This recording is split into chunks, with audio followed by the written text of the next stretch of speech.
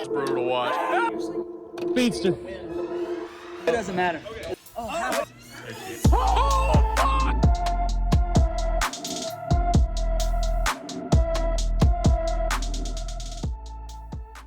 Good morning, everyone, and welcome to your Thanksgiving edition of the Rad Avenger League weekly preview here in week 12.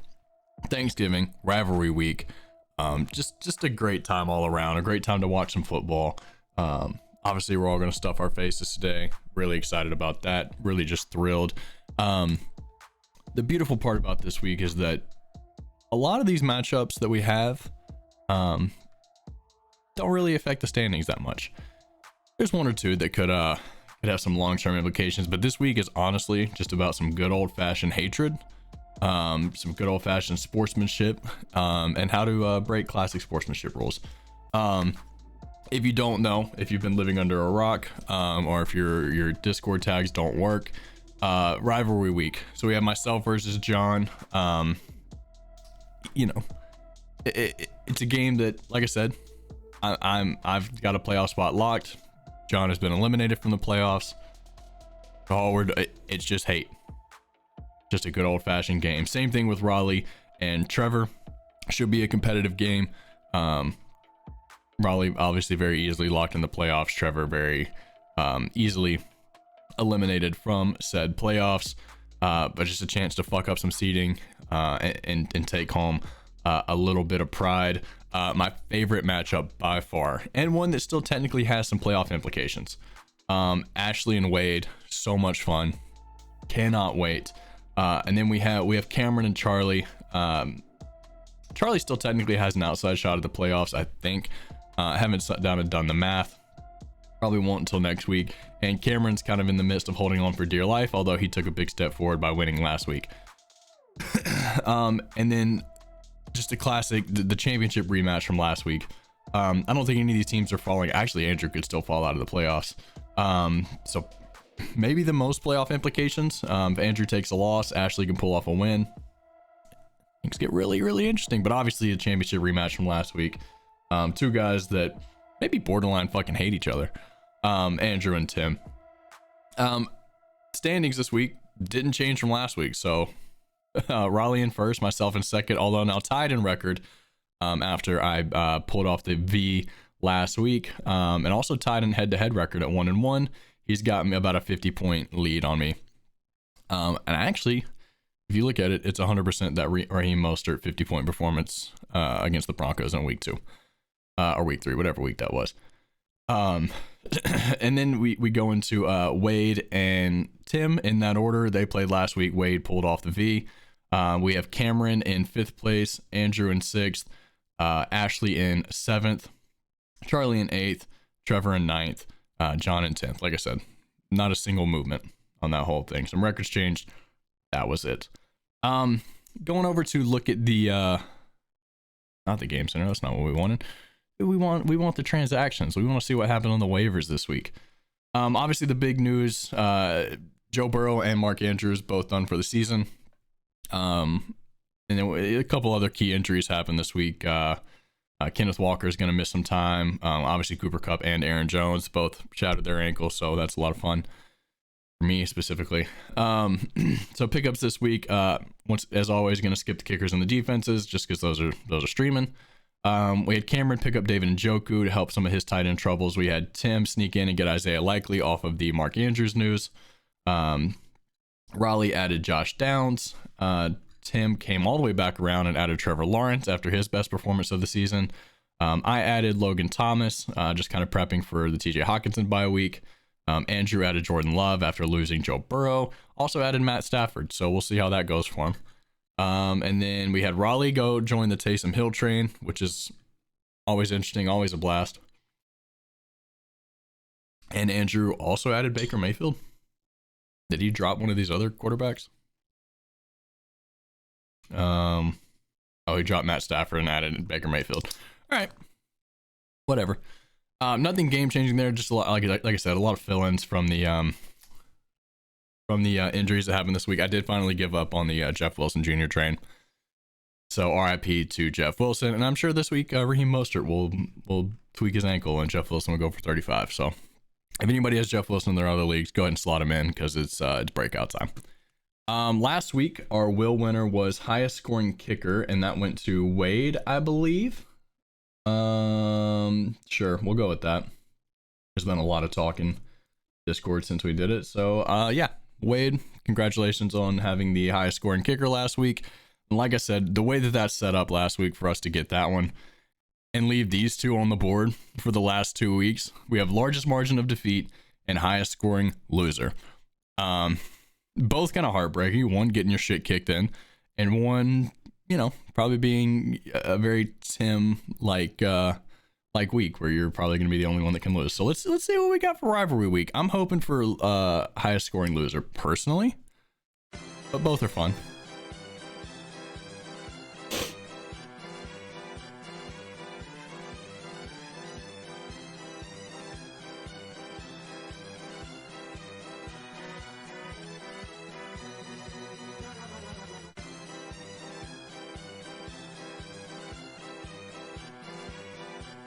I also forgot I needed a big ceremony because this is technically the last wheel spin. Largest margin of defeat, which means highest scoring loser is going to be your week 13. Let me write those down because I'm not going to remember to not put those in the fucking video next week. Largest margin of defeat.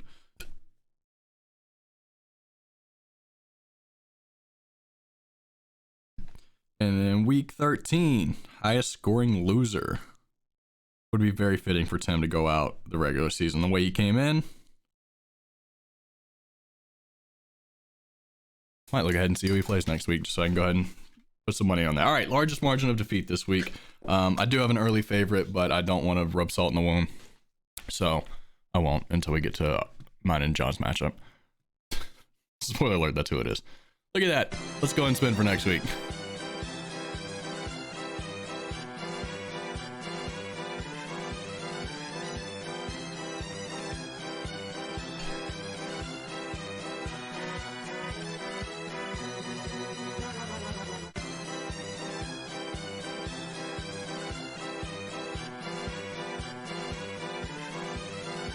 Oh, does it just never end? Oh, there it goes. Hey, look at that. High scoring loser next week. Great. What a fantastic idea, Raleigh. Everybody give it up for Raleigh real quick. For coming up with the mini games. What a great addition to the league, to the week. Personally, I'm a big fan of it, and it also gives me another 5 minutes of air to kill on here. So let's get into the games. Why the fuck not? Actually, no, we're not getting into the games. We're getting into a Thanksgiving tradition that I love. Personally, it's my favorite. And that is cooking up a disgusting parlay to go ahead and throw down on this. So I'm going to read that out to you real quick. I personally, me and Tim are writing this one just because he texted me and asked me if I wanted to put a nasty parlay down, which obviously I did. So I've broken these down to how I'm going to read them out by game. Personally, I will be putting it down each same game sequence. I will be putting that down as well as the total 12-legger. So here we go. Amon-Ra, anytime touchdown. Jahmyr Gibbs, over 47.5 rushing yards. Jared Goff, over 1.5 passing touchdowns. Lions money line. That's the first game. Second game, CeeDee Lamb touchdown. CeeDee Lamb over 93.5 yards. CeeDee Lamb over 6.5 receptions. Dak Prescott over 275.5 passing yards. Cowboys money line. Game 3, CMC touchdown. Kittle over 49.5 yards. Purdy over 1.5 touchdowns. Easy. Everybody keep up with that. Don't worry, I will be talking about it in Discord. Now let's get to the games. Who do I want to start with? Let's start with what made this whole thing kind of come up and bubble over. And that's Ashley versus Wade. We all know the story here. If Ashley has 2 wins in a season, they're Wade. That's it. That's it. It's crazy, which I do think I'd have to go look at the schedule. I think Wade actually pulled out a victory earlier this year over Ashley. Let me just confirm that really fast. It's a studio. Yeah, 122 to 105. So he really kind of pulled it together this year, but obviously that game meant a lot less than this one does. So Wade at 7-4, Ashley at 5-6, fighting for a playoff spot. The last team, she is the last team not currently in the playoffs that could still fight for a playoff spot. And I think she has a legitimate shot, mostly because she hopped on the Dak Prescott train, has just been riding it to victory here and there. And I personally, like, that's gross. Dak Prescott this week specifically should go nuts. We just saw the Commanders make Tommy DeVito look like, I don't know, Prime Marino. Like, I mean, he was dropping dimes. He was just dicing up that Commanders defense to a guy that went undrafted. Spoiler alert: Dak Prescott is better than Tommy DeVito. Dak Prescott's weapons are better than Tommy DeVito's. The only thing Tommy DeVito may have is a better coach, and even that, it's his second year and they stink, so that might not even be true. I do love Dable and I hate McCarthy, so I'm sorry I said that, but I'm gonna be fair. Anyway, speaking of Tommy DeVito, we got Saquon Barkley against the Patriots. The Patriots also fucking stink, and I think they've quit and I think they've given up. So I'm not exactly ready to, write off Saquon against the Patriots. But do I think that Bill Belichick is going to game plan for Tommy DeVito better than Ron Rivera and Jack Del Rio could? Yeah, I'm gonna go on a limb and say yes. I know that's a crazy thought, but I'm just gonna put it out there. I don't think Tommy DeVito is gonna have as good of a game as he did last week, which means I think Saquon Barkley is gonna struggle a little bit more to produce out of the backfield. I do think, however, DeAndre Swift is going to absolutely shred this Bills defense. Their rush defense has not been good. They played better last week, but once again, Zach Wilson versus the Eagles, like, there is no comparison there. So I think DeAndre Swift has another solid game. Coming off 76 yards and a touchdown against Kansas City, who is a much better defense than Buffalo is right now. I think DeAndre Swift is going to be just fine. Adam Thielen is a target machine, and the Titans secondary sucks, so great. Jalen Waddle against the Jets is the first matchup Ashley has on here that I just fucking hate it. The kind of a silver lining here for Jalen Waddle and possibly going forward with the Jets. Obviously they just got torched by Josh Allen. Stephon Diggs was still kind of hemmed up. And if you want to put it in that role, that would be Tyreek Hill, who I don't think is going to be shut down at all. I think the Jets defense has quit. I think we're seeing a little bit of what happened with the Broncos defense last year, where they were so good for so long, and eventually with just having no quarterback and no offense to help you why play? Like, why give any kind of effort? Jonathan Taylor against the Bucks. The Bucks' strength is their run defense, the number 3 against opposing running backs. Obviously McCaffrey had a good game last week, but that's a different animal, especially when you consider the O-line play. So we'll see what Jonathan Taylor has to offer. I think Jonathan Taylor has been pretty much all the way back. Has yet to have just a crazy explosive performance. So we'll see if we can get that. I don't think it's this week. I think you look in the next, he's got Tennessee, Cincinnati, Pittsburgh on the schedule. I think one of those games is more primed for just a monster breakout. But solid production against Tampa, I don't think is completely out of the question here. And then looking at Wade's team, Jalen Hurts, once again, he's proven that his floor is most quarterback ceilings, but also his ceiling is about 2 points above his floor. So, do what you will with that information. Ramondre against the Giants, love it. Jalen Warren against the Bengals, love it. Tank Dell against the Jags, absolutely love it. Puka against the Cardinals with no Cup, love it. Devontae Smith against the Bills, don't love it. Rasul Douglas has been a crazy addition to the Bills back end here. The Bills, their secondary is still in shambles. Their defense is still in shambles. But they've gotten some help and they've plugged in some holes on the back end of that defense that I don't think Devontae Smith's going to run super wild. I think if anything, we're getting an AJ Brown day. But he did just have 99 yards against the Chiefs, who once again are a much better defense than the current state of the Bills. So, something to keep in mind there. Um, as far as predicting a winner here, I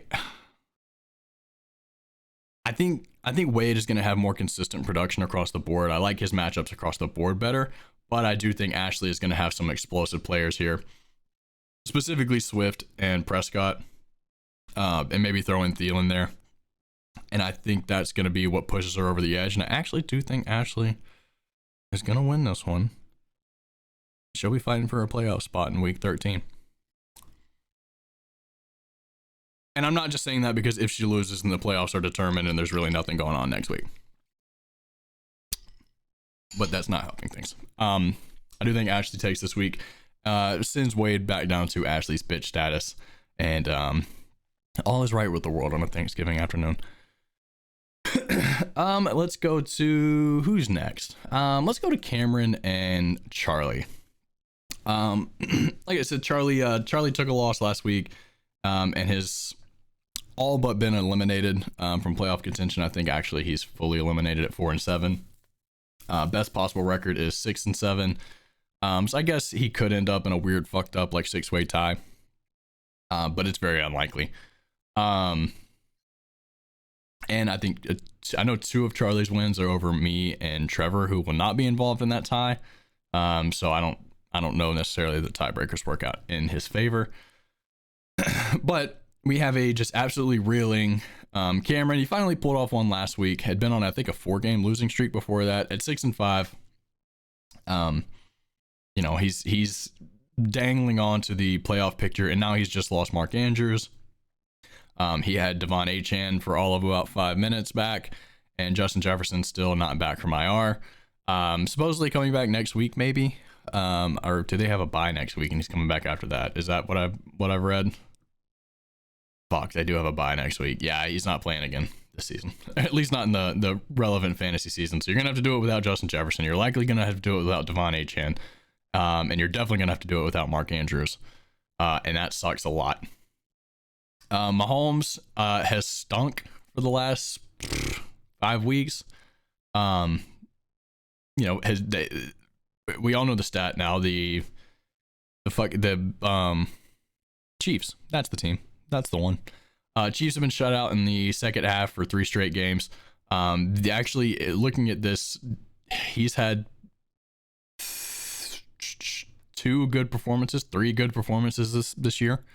Good being he broke 20 points, which personally for me, that's a baseline for a quarterback. Quarterback doesn't get over 20 points. I think it's a failure. Those performances came week 2 against the Jags, which their defense is looking okay. They're not great. Week 3 against the Bears, and terrible Bears defense.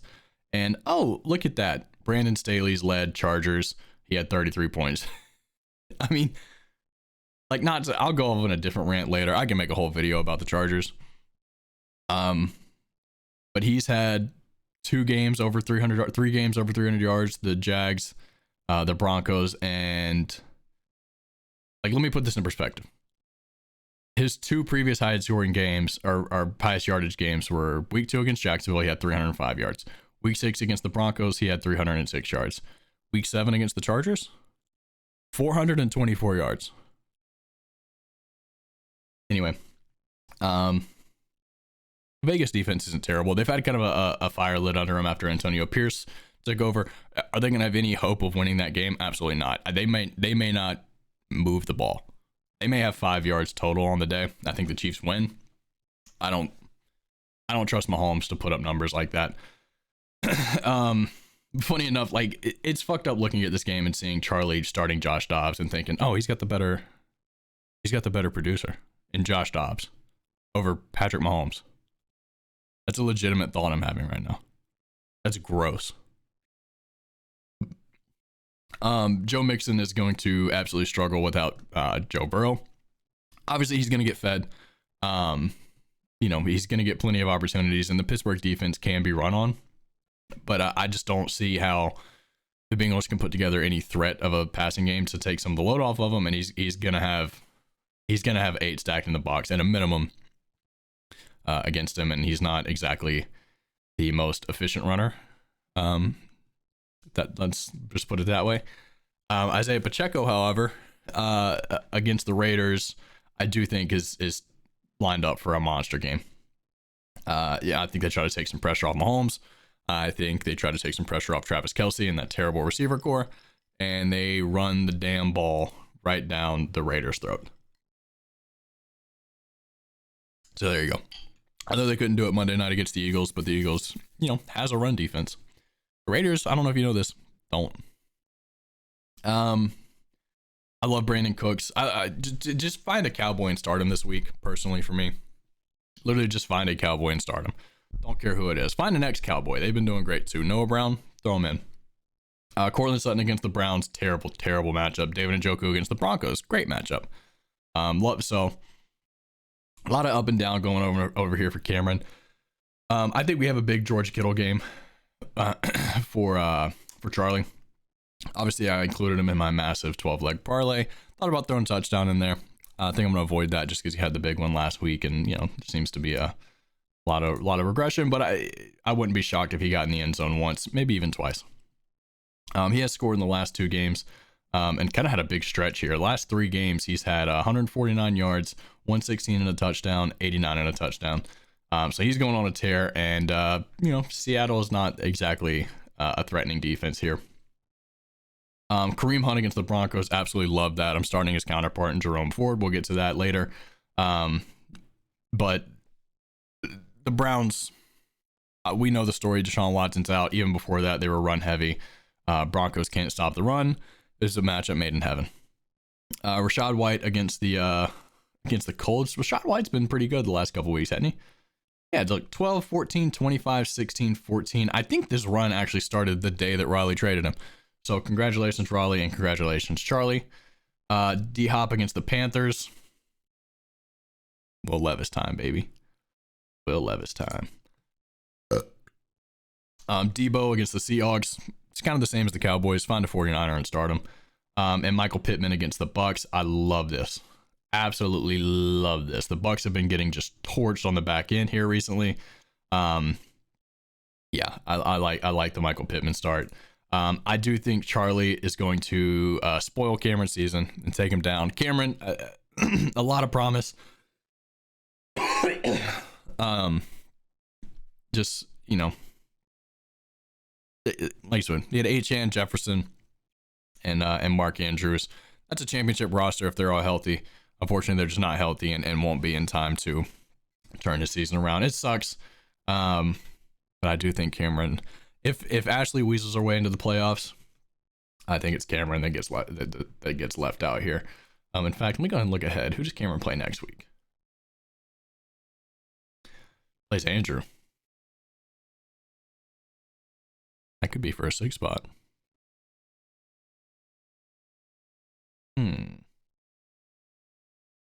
Interesting. Damn, we're at 23 minutes already. And I've only talked about 2 matchups, I think. Yikes. All right, this one's running long, fellas. Happy Thanksgiving. Maybe not. I don't know. I can start cutting it down. Let's go to. I'm gonna save that for last. So let's go to what I think is going to be the most interesting game on the field. And actually, if you look at them, they're projected 0.11 points apart from each other. That obviously is Trevor and Raleigh. It has been a very heated battle the last couple years. Championship rematch from 2 years ago. Just a lot of close games. Obviously, Trevor's struggled the last 2 years with getting a starting lineup out there just right. Maybe the best team to have a losing record of all time. 2 years in a row, and I don't even really know which one was better. It's insane, actually. But this week, Jared Goff, I think he's going to absolutely light up this Green Bay defense. Green Bay defense is soft. They traded away their best corner, not named Jair Alexander, of course, but he's been out for a while. I think he's back this week, though. Either way, he does not have help in the secondary. And even worse, let's go ahead and just jump over right to this team. The only thing worse than the Green Bay secondary might be their front seven, as far as stopping the run. Yeah, big days out of David Montgomery and Jahmyr Gibbs. Honestly, I think this could be a situation where he started both of them, much like the AJ Dillon and Aaron Jones fiasco of last year. Josh Jacobs against KC. Normally, I would love this matchup, but we've talked about it. KC's defense is elite, top 5 defense in the league, and it's not exactly like the Raiders exactly have a big air attack. What I do love is ETN against the Texans. I think they played this year already. He did. He had 88 yards, 50 through the air, 15.8 points. He's struggled the last couple of games, but that's against elite run stopping defenses with San Francisco and Tennessee. I think he gets back to form this week, and we see more of that 15 to 20 point production that we kind of got used to out of Travis Etienne. Keenan Allen against the Ravens this week. Keenan Allen dropped 2 touchdowns last week. I know he scored, had 116 yards. Should have had 3 touchdowns total, if we're gonna be for real. So I don't know what the Chargers do. I don't know. All confidence may be lost. Also, the Ravens are a really, really good defense, but you can't take Keenan Allen out. He's having an all-pro type season, so leave him in, whatever. Jamar Chase against the Steelers. Yeah, I guess we'll see what Jake Browning can do. I mean, he's going to be running wide open. Whether they can get the ball to him, we'll see, but he's going to be wide open. He's 7'11".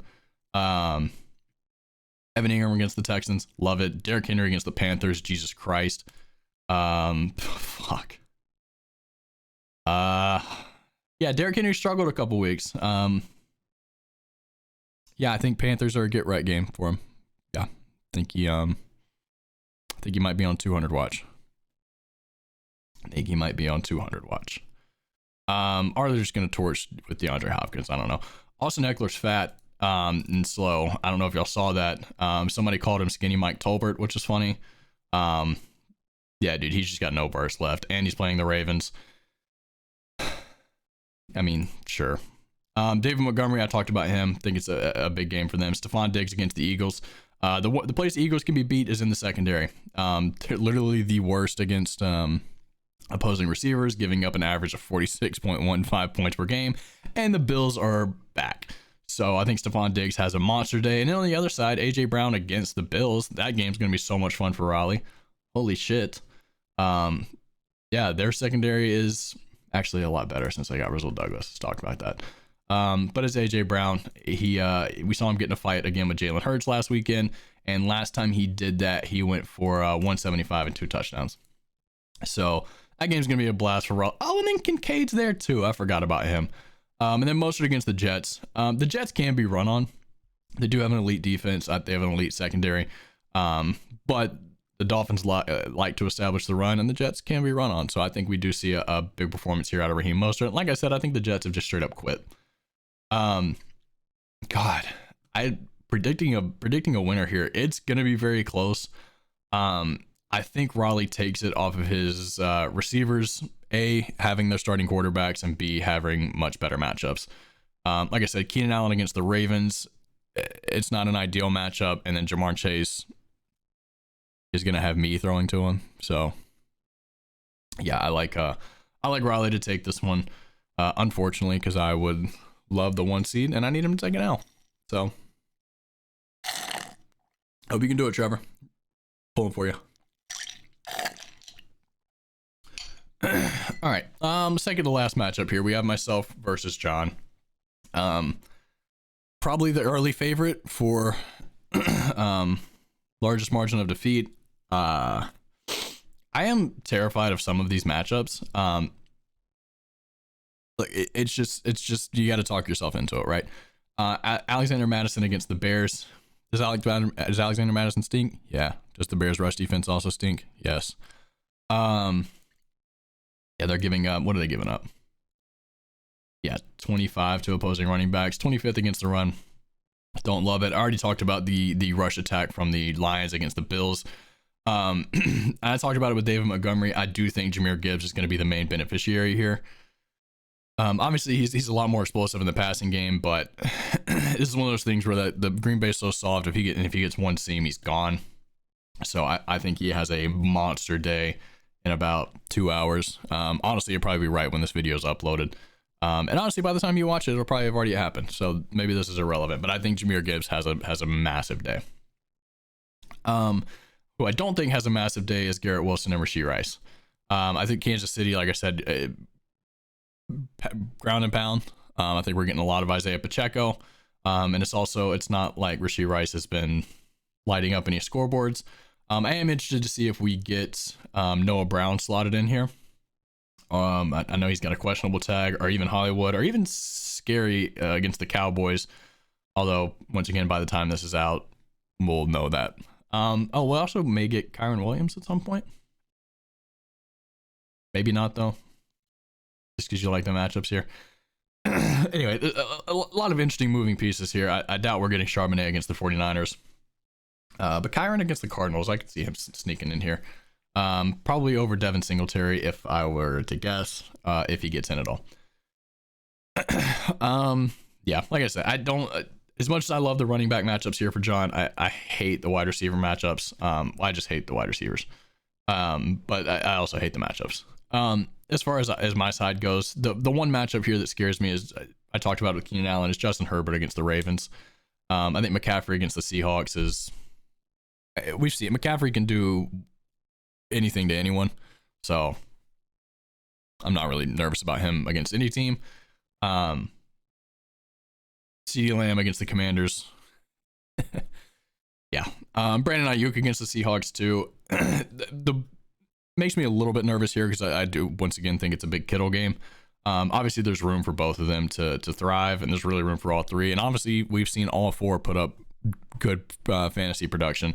Had the massive 76-yard touchdown last week that really put him over the edge. I'm not worried about it there. TJ Hawkinson against the Bears, I think is going to be an absolute feast. So really, really excited about that. And then Cooper Kupp. Maybe he plays. Yeah, I think if he doesn't play, I'm torn between Nico and Kirk.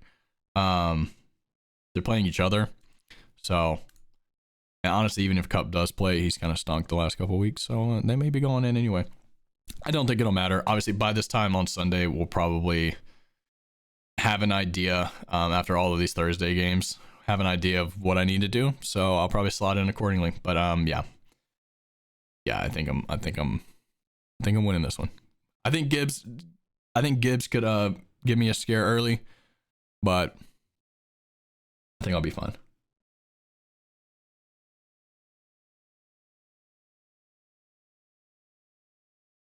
Sorry, some action in Discord. I saw Stevenson chime in. Got a little interested. It was Ashley. Damn. Tim, the fuck. All right, last but not least.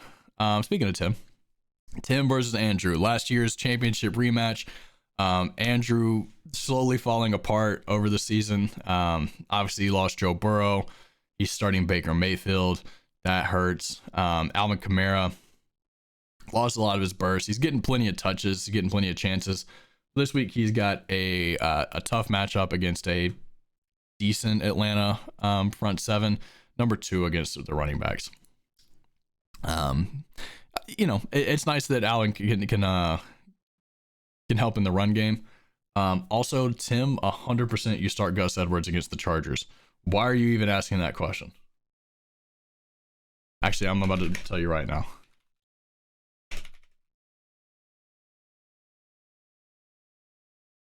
Sorry.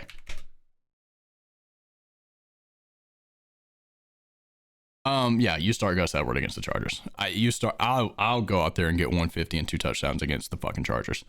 Tony Pollard got back in the end zone last week. So everybody, round of applause for Tony Pollard, everyone.